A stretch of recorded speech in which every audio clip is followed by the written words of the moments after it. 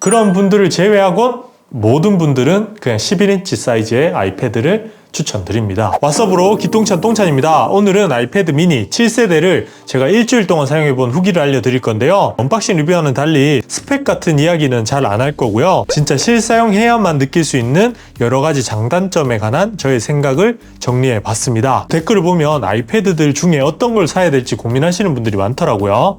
그런 것도 한번 정리를 해봤습니다. 그럼 우선 가장 호불호가 갈릴 수 있는 이 사이즈 8.3인치의 폼팩터에 대한 이야기부터 시작을 해보죠. 제가 생각했을 때 어떤 아이패드를 사야 할지 기준은 성능보다 이 폼팩터에 달려있다고 생각을 하는데요. 어떤 분들에겐 너무 좋은 사이즈이지만 또 어떤 분들에게는 참 애매한 사이즈가 맞습니다. 아이폰 프로 맥스와 비교하면 화면 보기도 좋고 여러 작업을 동시에 하기에 좋긴 해요. 그렇다고 스마트폰과 확연히 다른 생산성을 보여주는 사이즈는 아닙니다. 11인치와 12.9인치 아이패드들과 비교하면 몰입감도 차원이 다르고요. 멀티태스킹에서도 차이가 많이 나죠.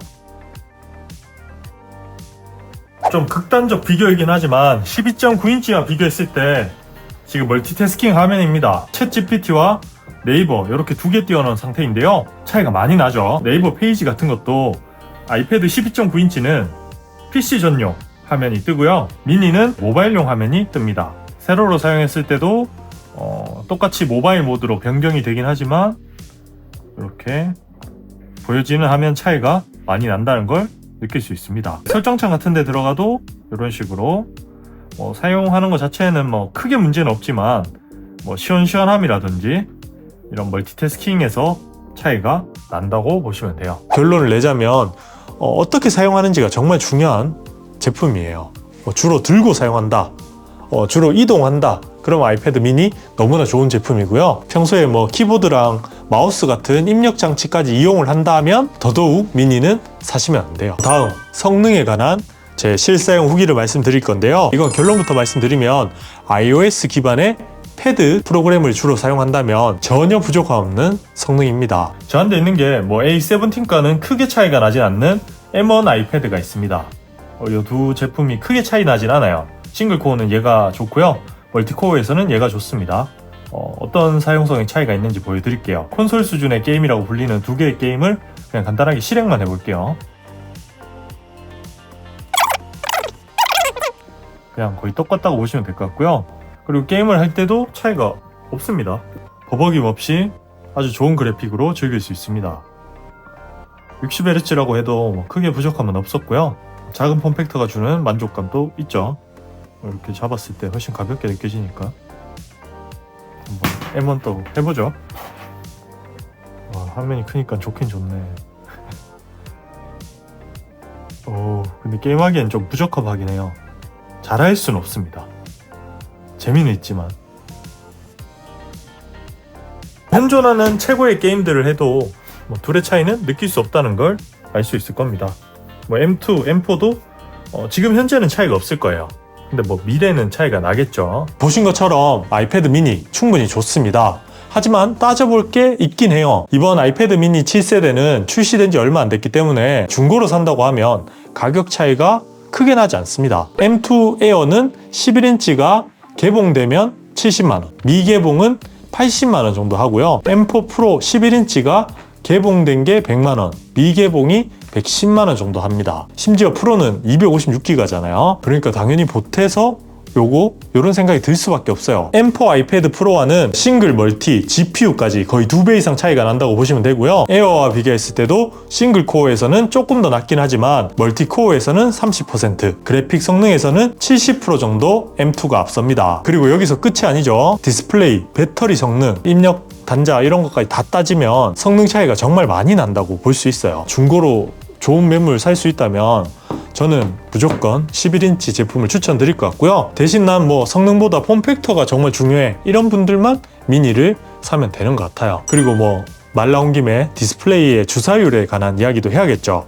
60Hz에 대한 이야기부터 해드리면 분명 단점은 맞습니다. 이걸 억텐으로 괜찮다고 하기에는 아쉬운 점이 많아요. 근데 또 그렇다고 해도 이것 때문에 사지 마라 할 정도는 아닌 것 같습니다. 젤리 스크롤 현상도 완전히 사라진 건 아니지만 6세대에 비하면 확실히 개선된 게 느껴졌고요. 태블릿에서는 게임이나 영상 모두 60Hz면 충분한 것 같기도 해서 너무 우려하진 말라고 말씀드리고 싶어요. 정작 제가 실사용하면서 느꼈던 단점은 스피커 성능이 좀 아쉽다는 거였습니다. 영상 볼 때 스피커도 중요하잖아요. 확실히 사이즈가 작은 만큼 그런 부분에서는 좀 끝나누기가 있다고 느껴졌거든요. 이건 또 다른 장점 중 하나인데요. 칩셋이 모바일 칩셋이 들어갔잖아요. 배터리 효율이 좋은 편입니다. 똑같이 롤토체스를 했을 때 M1 아이패드 프로는 12.9인치에도 불구하고 81%가 남았고요. 아이패드 미니는 사이즈가 작은데도 불구하고 83%가 남았습니다. 상당히 배터리 효율이 좋은 거예요. 이전 세대보다 훨씬 좋아진 게 느껴집니다. 자, 그럼 이제 모든 걸 종합해서 이제 결론을 한번 내보죠. 이번 아이패드 미니는 결국 높은 휴대성과 터치 조작의 용이성을 제외하면 모든 부분에서 애매한 아이패드가 맞습니다. 근데 아이패드 미니를 샀던 분들은 그것 때문에 사는 거죠. 이 작은 사이즈와 휴대성, 그게 다다라고 해도 될 만큼 엄청난 또 메리트이기 때문에 저처럼 메인 작업은 노트북이나 큰 아이패드로 다 하시는 분들은 푹 빠져서 쓸 수 있을 겁니다. 그런 분들을 제외하곤 모든 분들은 그냥 11인치 사이즈의 아이패드를 추천드립니다. 특히 지금 타이밍에 그런 것 같아요. 조금 더 기다렸다가 구매를 하시던지 이 폼팩터를 잘 아시는 분들이 구매하시던지 이렇게 하면 가장 좋을 것 같습니다. 그리고 마지막으로 가장 큰 라이벌이라고 할 수 있는 Y700과 간단하게 비교를 해보면 일단 Y700 3세대는 지금 너무 비싼 게 사실입니다. 저도 이거 애매해서 못 사고 있거든요. 특히 직구 버전은 AS도 안 되고 성능도 좋긴 하지만 미니와 비교했을 때는 더 아쉽기 때문에 미니를 교육 할인 받아서 사는 게 더 좋다고 생각을 하고요. 가장 가성비 좋다고 생각되는 Y700 2세대와 비교하면 2세대가 굉장히 괜찮은 제품입니다. 요즘 가격이 많이 떨어졌거든요. 국내 정발판은 40만, 50만 원 하지만 직구는 20만 원대에도 구매가 가능하기 때문에 작은 태블릿을 하나 필요해서 사고 싶다 이런 분들은 Y700 2세대 정말 좋은 선택이 될 것 같습니다. Y700이 궁금하신 분들은 제가 찍어둔 영상 있으니까 그거 보시면 좋을 것 같고요. 오늘은 여기까지 하도록 하겠습니다. 좋아요, 구독하기 잊지 마세요. 똥봐.